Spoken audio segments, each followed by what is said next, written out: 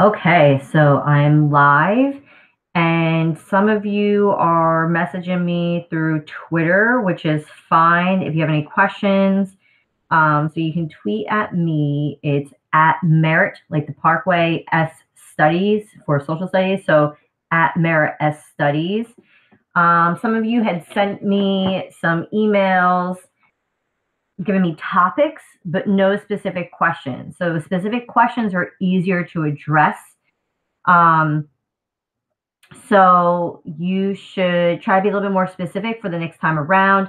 I will be trying to check my Twitter to see if I get anything new from any of you as we go.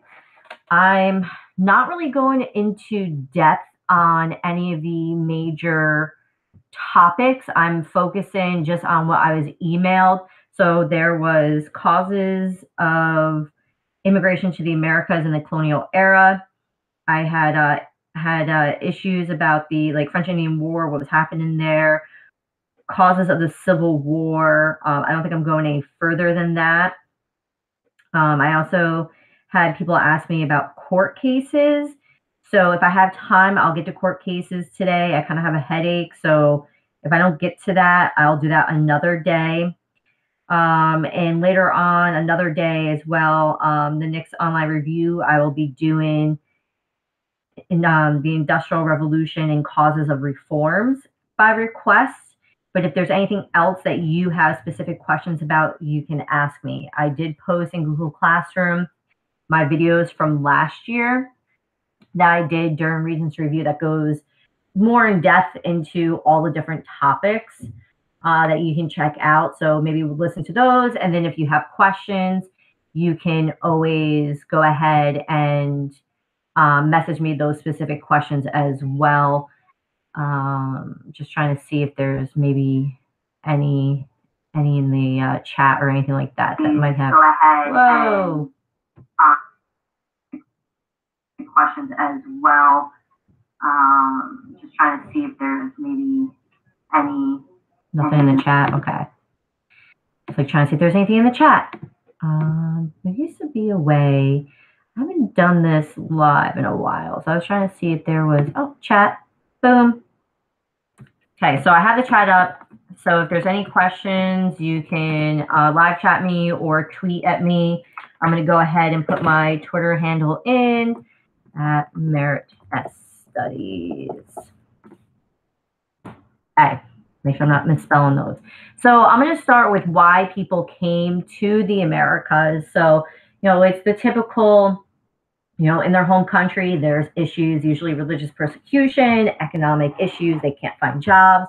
Think about with Great Britain, it's an island, very limited opportunities. Unless you're from a very wealthy, noble, gentry family, you're never going to own land. So, sometimes the only chance you had was going to the colonies.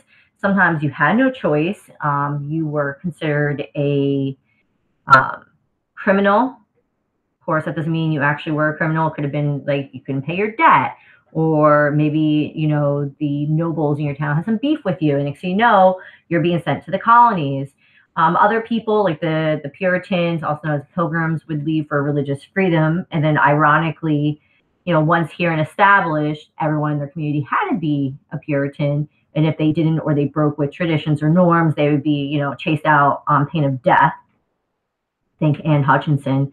But that's usually why they came to the colonies. And then once they were in the colonies, depending on where they landed would depend on, the type of work they would then do for survival. So New England, it's less fertile, it's colder, so they become sailors, merchants, fishermen, traders.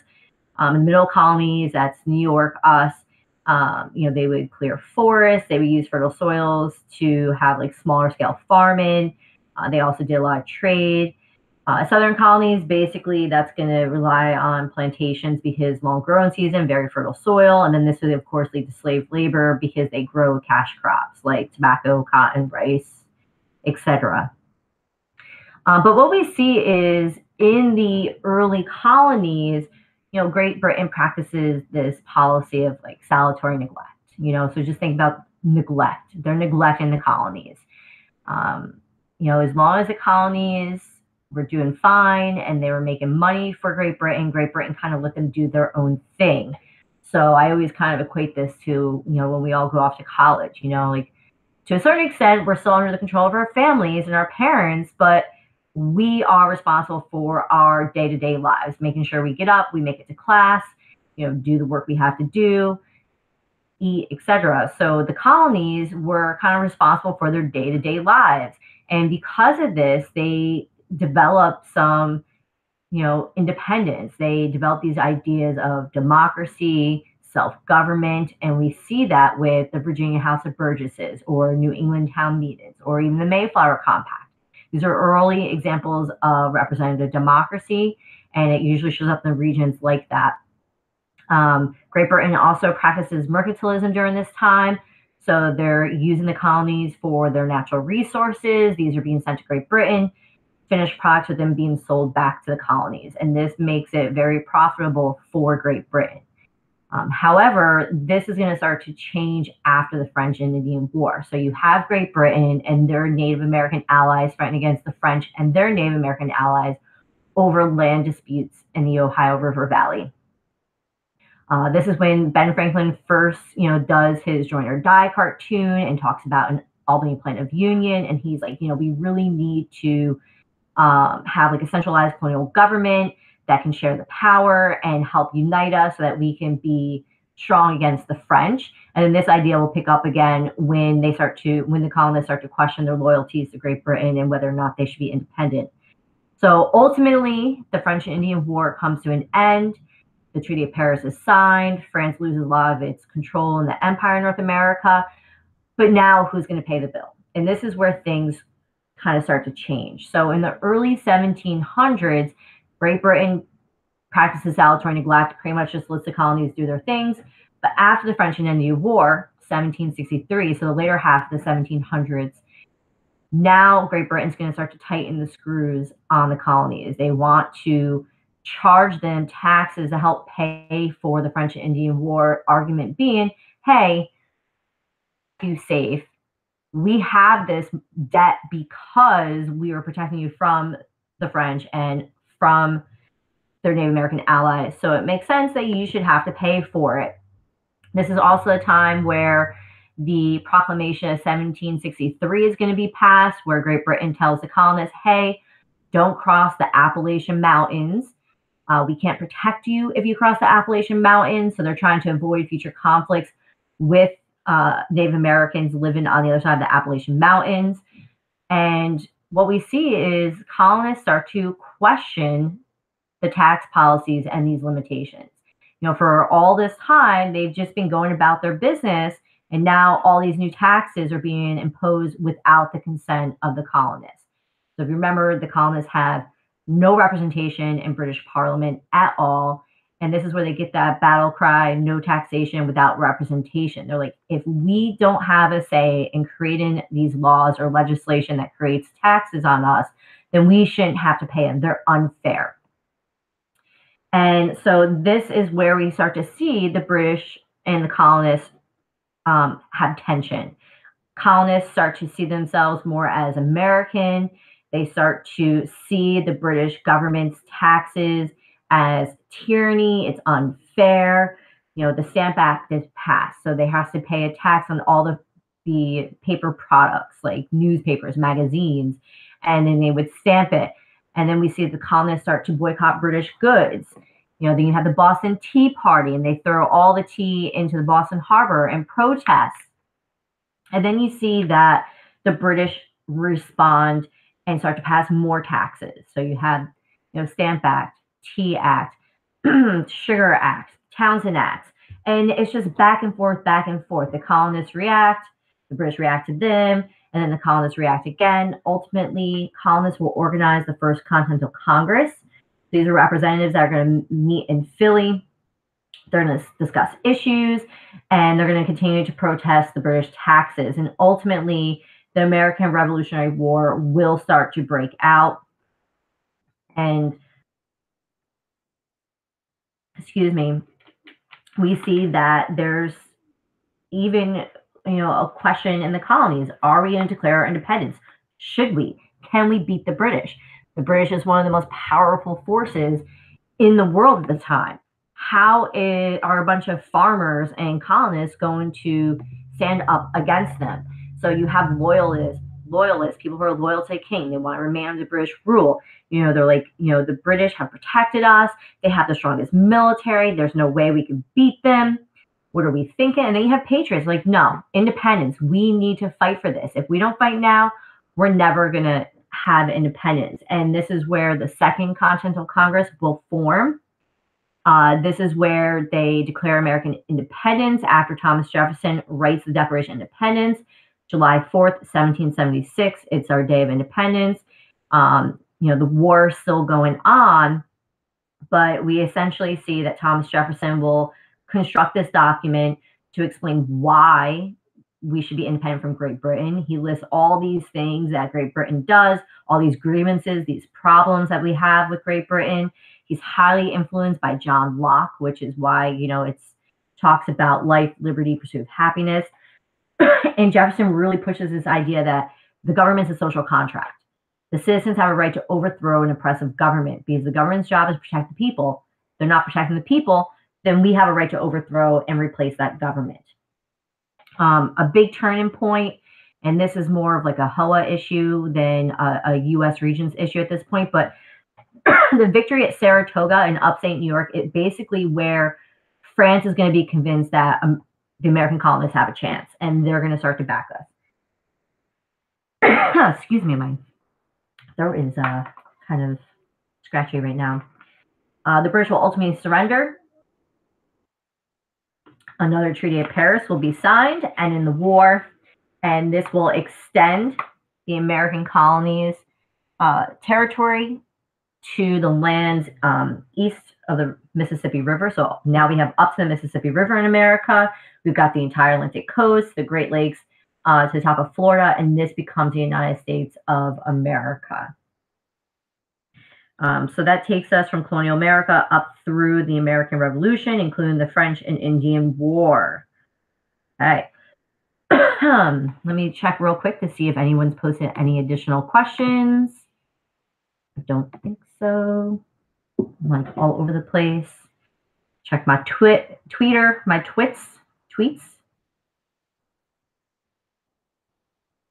Nope. Hip Hughes is at it though. Keith Hughes of Hip Hughes History has some great videos. So if there's anything specific, maybe you're looking at some key terms and you don't really know what they mean or how they apply to American history, you can go to his YouTube channel and he's got some great stuff. A lot of his videos are like 5 minutes or shorter. Oh, real quick, another document that ties to the American Revolution you might come across is Thomas Paine's Common Sense. It's this idea that, it makes sense. It's common sense that we should break away from the British. And he's basically just making this whole list of arguments about why we should break away from Great Britain. Let's see. Okay.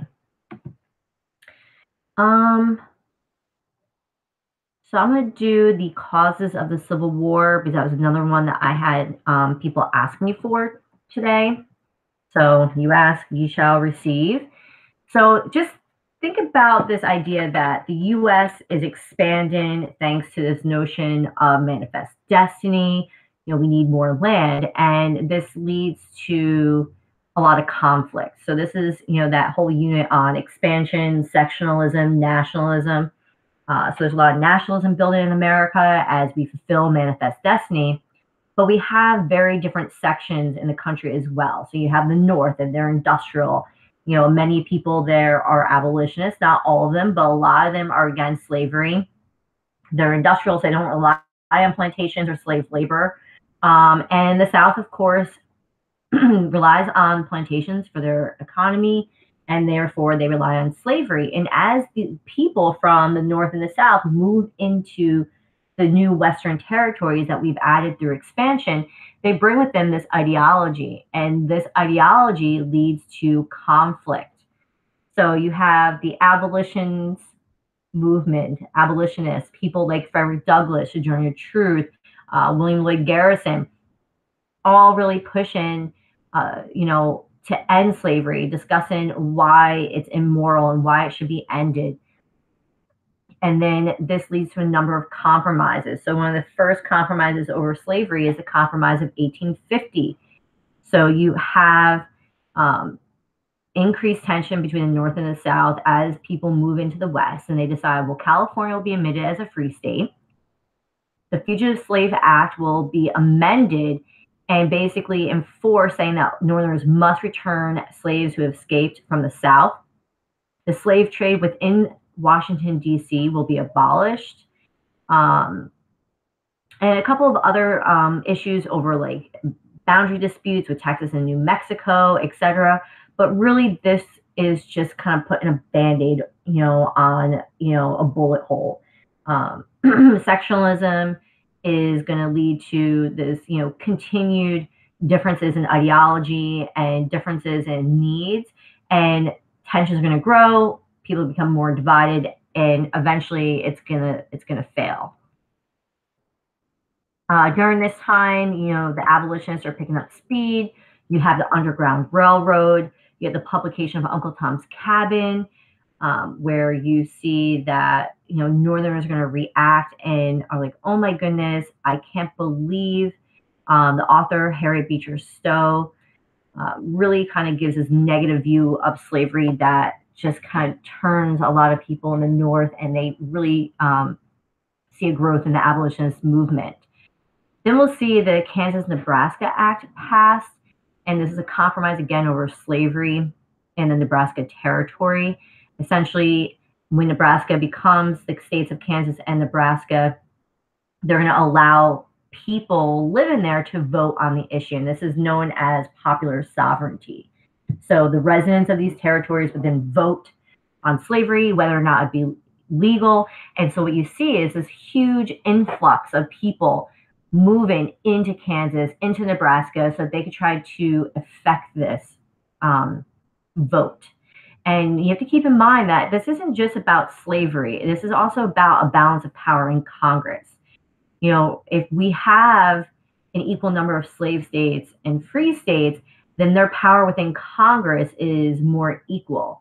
But if you get an imbalance and you have more slave states or more free states, then they're going to be able to influence future legislation or laws that are being passed. So, there's a lot at stake here. It's not just about the expansion of slavery. It's about political power and voice. And so once people start to move into these territories, we see that violence ensues. And one of these things is the Bleeding of Kansas, also called like the Border War or a mini civil war. So you have people essentially fighting, pro-slavery, anti-slavery, people moving in and fighting with each other. I mean, lots of people are going to be injured, but also, villages will be attacked, people will be murdered. And a lot of people kind of think this is like a point where you just can't come back from it because, blood has been spilled over this issue. I'm going to talk about Supreme Court cases another day, probably. But you also see during this time the Dred Scott versus Sanford case. So Dred Scott was a slave. He's taken to a free territory by his master, and he's going to try to sue for his freedom. And the Supreme Court rules that slaves are property, therefore they have no rights. They're going to argue that people of African descent do not have citizenship in America and therefore are not protected to the extent that citizens are. They will rule that the Missouri Compromise, which said that everything south of the 3630 line was slave as far as states go, and everything above that would be free states. The compromise being that Missouri was over that line, but to maintain a balance of power, they would be slave states, even though they're above that line. They said that's unconstitutional. Congress cannot pass laws about slavery. That should be left up to the states and the people. And this essentially angers a lot of people in the North, especially abolitionists. In the South, they enjoyed this because it really benefited slave owners in the South. And so this really kind of sparked even more outrage. That's the Dred Scott case. We also see one of the most infamous abolitionists, John Brown. He's kind of a radical. He will raid Harper's Ferry to try to gain an arsenal, a bunch of weapons. So he wanted to arm slaves and help create like a slave uprising to help try to end slavery. Many abolitionists saw him as a martyr because he will be caught along with a number of his other supporters, including a couple of his sons, and they'll be executed. Some people in the North, again, see him as a martyr. There are songs written about him. They thought he was fighting for a noble cause, even though he was a bit excessive. And many people in the South was like, we now have abolitionists who are trying to kill us. And they started to kind of lump all abolitionists together. They believed that this was all the proof they needed to show that Northerners are actively plotting murders of slaveholders, and therefore something had to be done. Finally, we get to the election of 1860, and we have, a known Republican, Abraham Lincoln. He became famous debating a Northern Democrat, Stephen Douglas, about the issue of slavery. Lincoln wasn't pushing complete abolition right away. He believed that eventually it would be abolished, but a lot of people in the South viewed him as threatening their way of life, threatening their state sovereignty or power. And so once Abraham Lincoln is elected in 1860, this starts essentially what will become the Civil War, because this is where South Carolina and later other states will secede from the Union, secede from the United States, form the Confederate States of America, and then ultimately the Civil War will begin. Lincoln's always famously known as saying, hey, my priority is holding the Union together. And that was his first priority in the war, was reunifying the United States. Any way he could do that, he would. And it's not until after the Emancipation Proclamation that we get that secondary focus of ending slavery. Just keep in mind that the Emancipation Proclamation doesn't actually free any slaves. It only applied to states that were in active rebellion against the United States. So that doesn't include border states, states that were in the South that never left the Union, or states that had already been recaptured by the Union. So just think about this way. The Confederate States of America saw themselves as their own separate government. They had their own president, Jefferson Davis. They're not going to follow an executive action or order written by a president of another country. This is how people in the South would view this. So they didn't run out and free their slaves, but it did make a very strong point that, hey, the United States is now fighting to end slavery. And that's going to keep France and Great Britain from supporting the South, because they had already abolished slavery themselves and therefore couldn't support a war that was fighting to abolish slavery. Okay, let me check to see if there's any questions in chat or on the Twitter.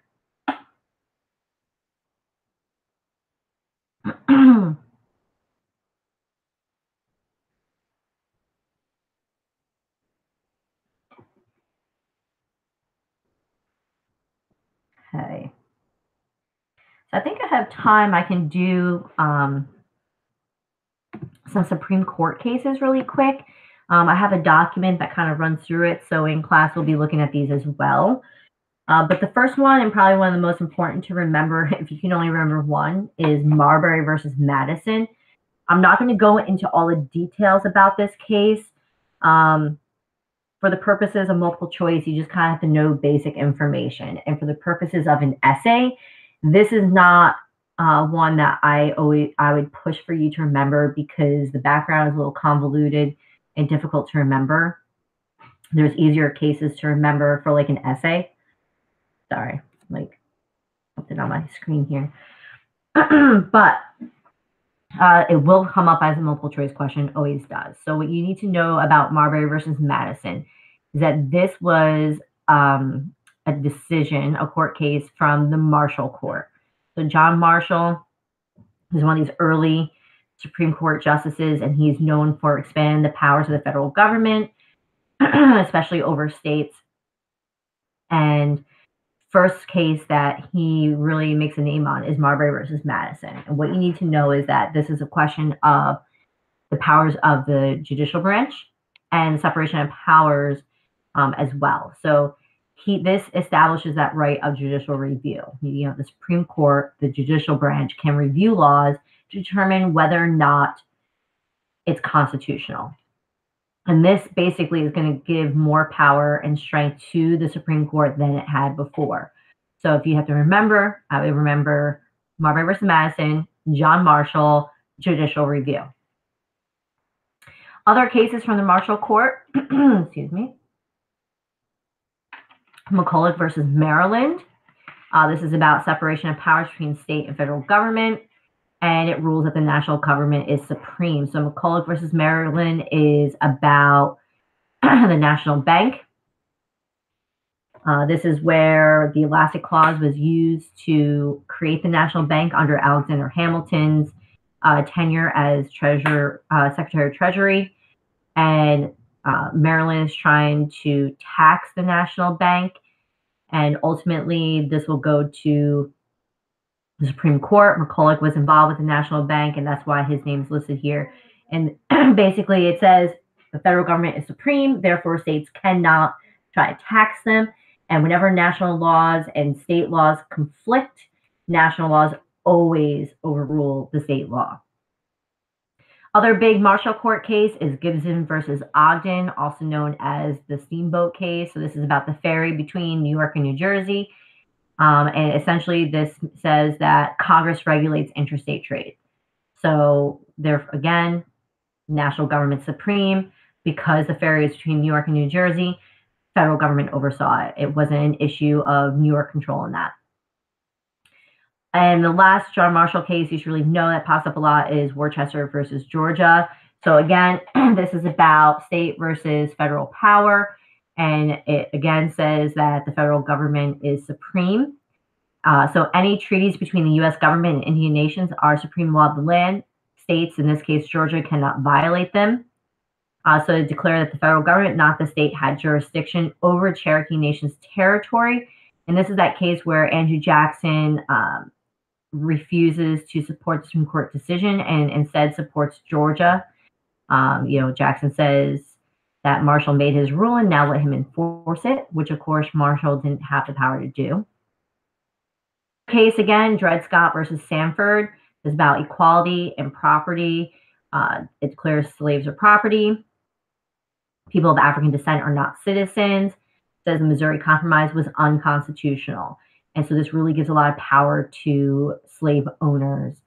The other one that's going to be important is Plessy versus Ferguson, again about equality and the rights of African Americans. It gives legal justification for racial segregation. So this basically sets up that whole separate but equal. So after Reconstruction, it becomes legal to separate whites and blacks and to have separate facilities for each. So the next one is for HOA. We haven't done this yet with the U.S. regents, but Schenck versus the United States, we looked at this last week, and it's about civil liberties. It basically establishes limits on free speech. This is where Schenck was trying to get people to dodge the draft during World War I, and the federal government argued that this was threatening the war effort. He was charged under the Espionage Act and imprisoned. And the Supreme Court says that our free speech is not absolute. There is a clear and present danger clause. And whenever your speech or a representation of your speech, such as like a pamphlet, is threatening or putting people in danger, then it can be restricted. And they use that yelling fire in a theater analogy for that. So those are the big cases that you guys could see on the midterm. Again, we'll go over this in class. And then if you have any questions, I'd be happy to answer more questions on those. It doesn't look like I'm receiving any more questions. Sorry about my background. It's a little boring. We haven't set up the office yet. There's just boxes behind me. So let me see if I have any tweets at me.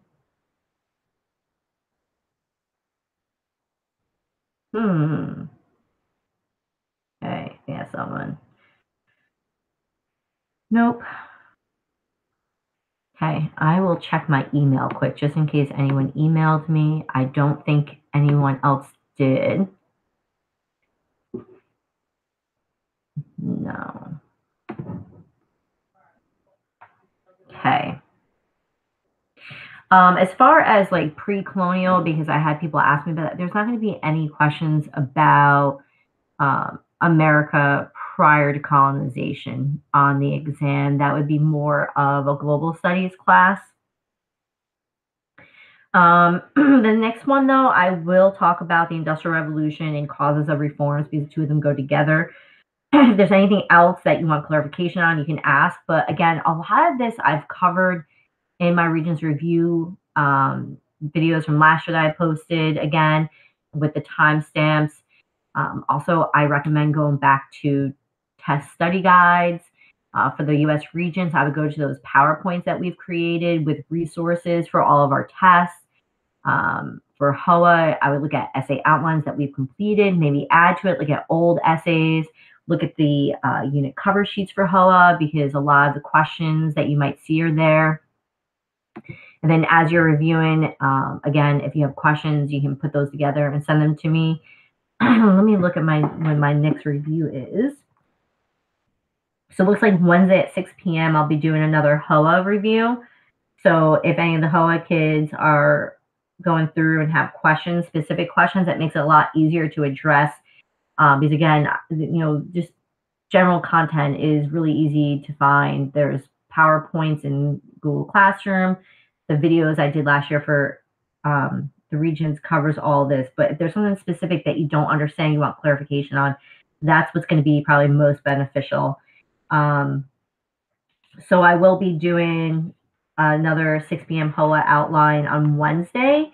And then, of course, on Monday the 22nd, I'll be doing US and HOA again.